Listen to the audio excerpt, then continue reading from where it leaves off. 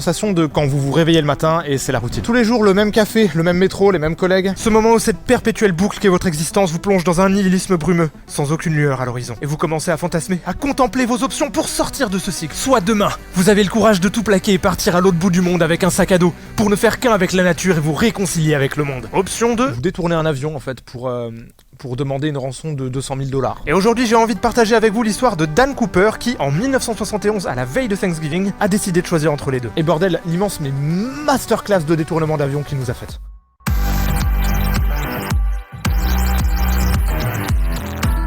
Bon, détourner un avion, vous connaissez.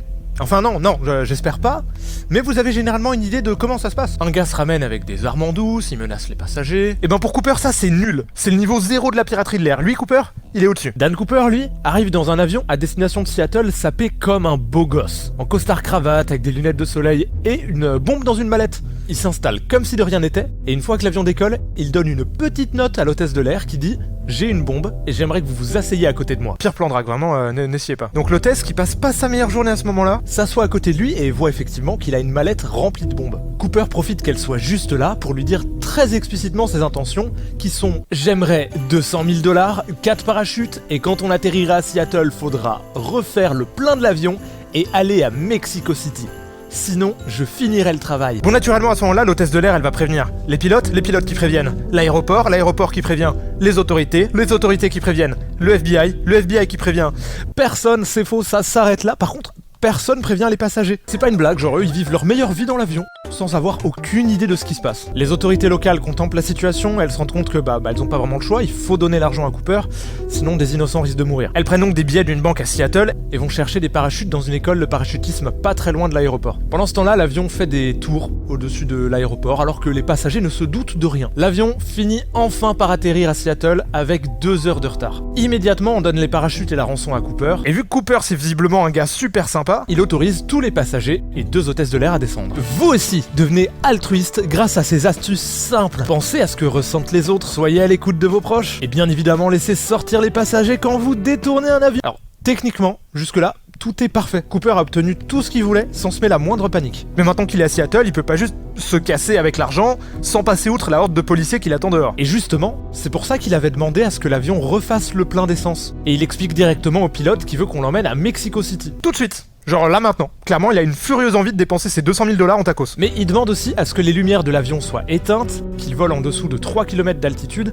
et que l'escalier arrière soit déployé en vol. Là, les pilotes lui disent « Alors non, on va pas aller de Seattle à Mexico City en un trajet comme ça, c'est pas possible. Il faut qu'on s'arrête pendant le chemin parce que juste les avions ne peuvent pas faire cette distance. Et pour l'escalier, non, on va pas voler avec l'escalier ouvert. Enfin... Quoi ? Du coup, Cooper dit ok, on s'arrête en chemin. Mais je veux qu'il y ait une hôtesse de l'air qui reste avec moi pour m'apprendre à ouvrir les escaliers en l'air pendant le vol. Les pilotes redoutent le pire encore une fois et sont contraints d'accepter. Mais il y a quand même 2 avions de chasse qui escortent l'avion. Au cas où. L'avion décolle et quelques minutes plus tard, Cooper demande à l'hôtesse de rejoindre les pilotes dans le cockpit et de ne plus revenir avant nouvel ordre. Quelques heures plus tard, l'avion s'arrête en chemin pour faire le plein. Et là, les pilotes se rendent compte que Cooper n'est plus dans l'avion, en fait. Genre on sait pas où il est. Ah et aussi les escaliers arrière sont déployés. Le gars a sauté de l'avion avec les parachutes et la rançon sans même que les pilotes s'en rendent compte. Est-ce que le gars viendrait pas de faire une masterclass ?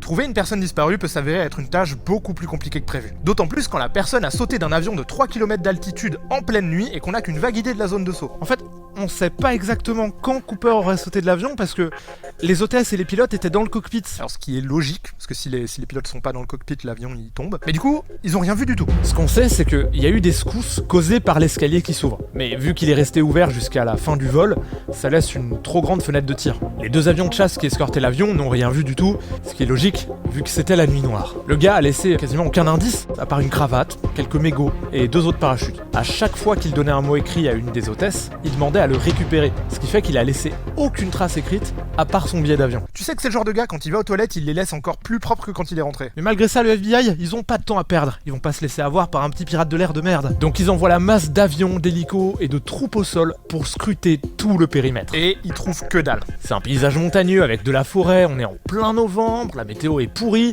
C'est la merde pour le FBI en fait. Mais ils ont plus d'un tour dans leur sac. En fait, l'argent qui a été donné à Cooper, c'est de l'argent qui avait été prévu justement pour ce genre de situation. La banque avait 250 000 $ de billets en réserve, dont les numéros de série avaient justement été relevés en avance, au cas où quelqu'un les demandait en rançon. C'est-à-dire que si Cooper, là, dans les montagnes, décide de s'acheter un tacos, il suffit que quelqu'un remarque le numéro de série sur le billet et se dise « Eh, mais attends, mais c'est Cooper !» Il le dénonce aux autorités et il gagne 25 000 $ de récompense. Pas Cooper, le vendeur, du coup, bien sûr. Logique. Évidemment, il ne suffira que de quelques jours pour que quelqu'un trouve un premier billet. C'est faux. Personne n'a rien trouvé pendant 10 ans. Et comme si le FBI n'avait déjà pas assez le seum, la seule personne qui a trouvé quelque chose, c'est un enfant de 10 ans qui s'amusait à faire des châteaux de sable sur la plage. C'est vrai. Le 10 février 1980, presque 10 ans après l'incident, Brian Ingram a 8 ans et il trouve 6 000 $ de billets enfouis dans le sable. Ses parents, heureusement, connaissent l'histoire de DB Cooper et foncent prévenir le FBI. Et effectivement, il s'agit de billets de Cooper. Par contre, impossible de comprendre comment les billets se sont retrouvés là. Ils sont à presque 30 km de la zone de saut, c'est beaucoup trop loin. En plus, les billets ont l'air en trop bon état pour avoir été enterrés il y a 10 ans. Est-ce que Cooper aurait survécu et enterré les billets ici plus tard ? Je sais pas. En fait, on sait quasiment rien sur Cooper. On n'a aucune idée déjà d'où il vient, mais le mec a quand même l'air d'avoir de l'expérience. Par exemple, le fait qu'il a demandé 4 parachutes laissait entendre qu'il comptait prendre quelqu'un en otage. Ça a fait que les autorités ne pouvaient pas se permettre de piéger les parachutes parce qu'elles voulaient pas mettre la vie d'un innocent en jeu. Pourtant, parmi les 4 parachutes qui lui ont été donnés, il y en avait un vieux et un défectueux. C'était juste une erreur, donc quand même assez grave, mais une erreur. Et c'est ces deux-là que Cooper a pris pour sauter. Ce qu'il faut savoir, c'est que quand tu sautes en parachute, t'en as toujours un principal et un de secours. On pourrait penser qu'il a choisi les 2 parachutes nuls parce qu'il est con, ou alors peut-être que c'est parce qu'il a un passé militaire. En fait, les 2 parachutes étaient souvent utilisés dans l'armée, donc peut-être qu'il était content, il était en mode « Ah, trop bien, c'est mes parachutes, mais je vous kiffe les gars, ça fait des années !» Et il y a d'autres éléments qui sous-entendent cette théorie. Pendant qu'il survolait l'aéroport de Seattle, Cooper a mentionné une base militaire située pas très loin, où il pouvait aussi atterrir. L'avion qu'il a choisi de détourner, c'est un Boeing 727, et cet avion était utilisé par la CIA pendant la guerre du Vietnam. Peut-être que ça explique pourquoi il avait l'air de plutôt bien connaître l'avion. Et puis quand l'hôtesse lui a demandé « Mais pourquoi tu fais ça en fait ?», il lui a répondu « Je n'ai de la rancœur pour personne en particulier. J'ai juste de la rancœur. » Là, on est face à un mec qui a soit un lien avec la CIA, soit un passé militaire. Clairement, là, on n'est pas face à un random qui vole des choupa choups à la boulangerie du coin. Le mec, il sait ce qu'il fait quand même. Ce qui donne des pistes assez intéressantes quand il s'agit de trouver des suspects potentiels.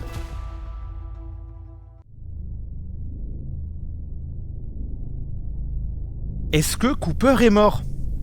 Genre pas aujourd'hui, mais pendant le saut. Parce que c'est aussi une hypothèse. Le gars a quand même sauté d'un avion avec 2 vieux parachutes, dont un défectueux, dans la nuit noire en plein novembre. Pour de vrai, le fait qu'il soit mort, c'est limite plus plausible que l'inverse. Peut-être qu'il s'est juste écrasé au sol ou noyé dans l'eau glaciale d'un lac en dessous. Et pourtant, ça n'explique pas les billets qui sont retrouvés enterrés à 30 km de là, ou le fait qu'après le détournement, aucune personne n'a été portée disparue. Le FBI a préféré partir du principe que Cooper avait survécu, et a dressé une liste de plein de suspects. Bon, je rappelle que le gars, sur son billet d'avion, il avait dit qu'il s'appelait Dan Cooper.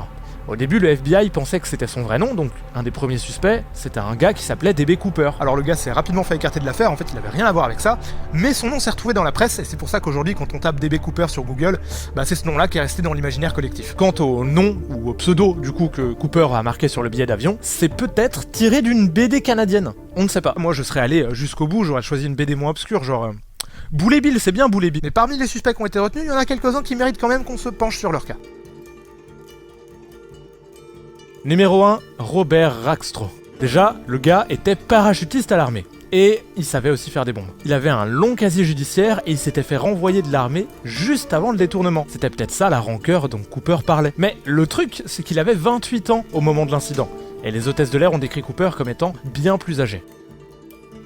Numéro 2, Kenneth Christensen. Kenneth a été suspecté après que son frère a marqué des similitudes entre lui et DB Cooper. Le gars avait été parachutiste pendant la Seconde Guerre mondiale, puis avait bossé pour une compagnie aérienne. Il était gaucher, ce qui était probablement le cas de Cooper, parce que la cravate qu'il a laissée à bord avait une épingle attachée par la gauche. En plus, juste avant sa mort, il aurait dit à son frère « Il y a quelque chose que tu devrais savoir, mais je ne peux pas te le dire. » Mec, on chie tous dans la douche, ok? Y a pas de... Pour couronner le tout, après sa mort, il s'est avéré qu'il avait 200 000 $ dans son compte en banque. Mais apparemment, ce serait de l'argent qu'il a gagné en vendant des terrains. Et une des hôtesses de l'air a dit que le vrai Cooper avait plus de cheveux, ce qui est confirmé à peu près par les portraits robots. Numéro 3, Richard McCoy. Ce type-là, il a fait exactement le même détournement un an après. Les notes glissées aux hôtesses, le faux nom, les cas de parachute, la rançon et puis le délire de sauter des escaliers arrière de l'avion en plein vol. Sauf que lui, il s'est fait choper même pas 2 jours après son atterrissage en parachute, il avait que 29 ans, il a oublié de récupérer une des notes qu'il a données à l'hôtesse, et surtout les hôtesses de l'affaire Dan Cooper sont convaincues que c'était pas lui. Si ça se trouve, c'était juste un bon gros plagieur de merde qui avait entendu parler de DB Cooper dans la presse et qui s'est dit mais je vais faire la même chose, et au final qui a fait un truc beaucoup plus nul que l'original. Numéro 4, Duane Weber. Duane Weber, lui, a annoncé à sa femme un an avant sa mort: je dois te dire un secret. Je suis Dan Cooper. Bah c'est bon, c'est bouclé. Sa femme a affirmé avoir trouvé un sac d'argent ressemblant à celui que Cooper aurait récupéré pour la rançon. Son mari faisait apparemment des cauchemars dans lesquels il laissait des empreintes digitales sur, je cite, l'escalier arrière. Celui-là qui est honnêtement un classique, moi je l'ai toutes les semaines, un peu comme les dents qui tombent tout le temps. Tout le temps, je rêve de ça, moi. Weber se serait rendu à l'endroit où on a trouvé les billets un an avant leur découverte. Il a la même morphologie, c'était un vétéran de la Seconde Guerre mondiale, il avait un long casier judiciaire, il avait 47 ans au moment des faits. Oui, non, mais là, c'est lui, du coup, c'est bon. Mais aucune des analyses ADN de Weber n'a matché avec celle de Cooper. En même temps, il a laissé tellement peu d'indices derrière lui qu'on sait même pas si c'est son ADN qui a été récupéré. En fait, les mégots que Cooper avait laissés, qui étaient clairement la meilleure source, en fait, la source la plus fiable pour checker ça, ont été perdus avec le temps. FBI, fiable, mais bon, faut pas nous imposer des emplois du temps pareils, quoi, parce que... Par contre, après, à part la mythomanie, pas moyen d'expliquer l'aveu qu'il a fait à sa femme. Et encore, quand t'es mytho, c'est pour voir la réaction des gens. Donc, je sais pas si raconter des bobards sur ton lit de mort a un quelconque intérêt. Numéro 5, Will Smith. Non, William Smith. Le gars correspond à la morpho et à l'âge de Cooper. Il avait de l'expérience en parachutisme et un passé militaire. Il bossait dans l'industrie ferroviaire jusqu'à un an avant le détournement, quand son entreprise a mis la clé sous la porte, ce qui lui a fait perdre la retraite malheureusement. Auquel cas, ça pourrait avoir motivé son envie de détourner un avion. Perdre sa retraite ? Détourner un avion. D'autant plus que la connaissance des réseaux ferroviaires aurait pu lui être très utile quand il s'agit de filer en douce dans un train après son atterrissage en parachute. Mais surtout, le mec lui ressemble beaucoup trop, et particulièrement au portrait robot d'une estimation d'un Cooper plus vieux. Mais le gars habitait hyper loin alors que Cooper, visiblement, connaissait quand même plutôt bien la zone du détournement. Bon, après, c'est quand même un peu un argument de merde, il suffit d'étudier une carte ou d'être bon en géo. Surtout qu'il y a quelques années, des chercheurs ont fait des analyses microscopiques de la cravate de Cooper, dans laquelle ils ont trouvé des particules métalliques rares à l'époque, qui se retrouvaient pas facilement sur le costard de n'importe qui. Ça suggère que Cooper travaillait probablement dans un endroit où ces particules se retrouvaient fréquemment, comme dans l'industrie ferroviaire par exemple. Le FBI a récemment décidé de classer cette enquête sans suite, ce qui est d'ailleurs une première pour un détournement d'avion. D'habitude, ils retrouvent toujours le coupable, ce qui donne à cette histoire un côté un peu légendaire, surtout dans la culture américaine. Elle a inspiré des docus, des BD, des romans, des films. Cooper est mentionné même dans des musiques. Et même dans Loki, c'est la ref la plus évidente en ce moment, il fallait que j'en parle. Et en même temps, c'est compréhensible. Le peu d'indices que Cooper a laissé derrière lui complique de ouf l'enquête, et ça laisse beaucoup de place à l'imagination. C'est littéralement un scénar digne d'un film, mais qui s'est passé dans la vraie vie, et dont on connaît toujours pas la fin. Le mec a quand même sauté d'un avion en plein vol en costard-cravate avec 200K et on l'a jamais retrouvé. Il a réussi à faire son coup sans blesser personne, et ça a foutu la honte au FBI pendant des décennies. Enfin, peu importe tes intentions, faut avouer que c'est quand même la turbo-classe. Et c'est vrai que c'est triste qu'on sache pas si Cooper a survécu, ou s'il est mort écrasé au sol, mais... Bon, faut pas oublier que l'affaire date de 71. À un moment, faut savoir conclure. The description on one wire service, master criminal.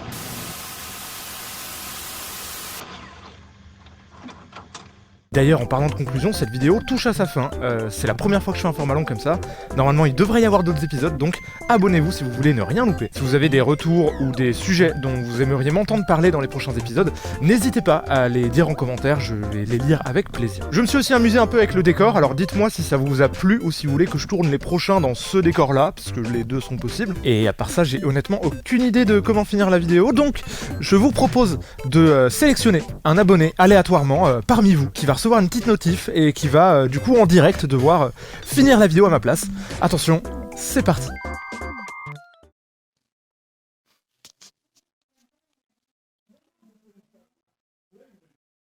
Harvey le renard. Qu'est-ce que c'est que cette merde? Putain, c'est encore ta cousine qui m'a abonné à des conneries là. Putain, c'est quoi? C'est Harvey le renard. Il faut terminer la vidéo de Harvey le renard.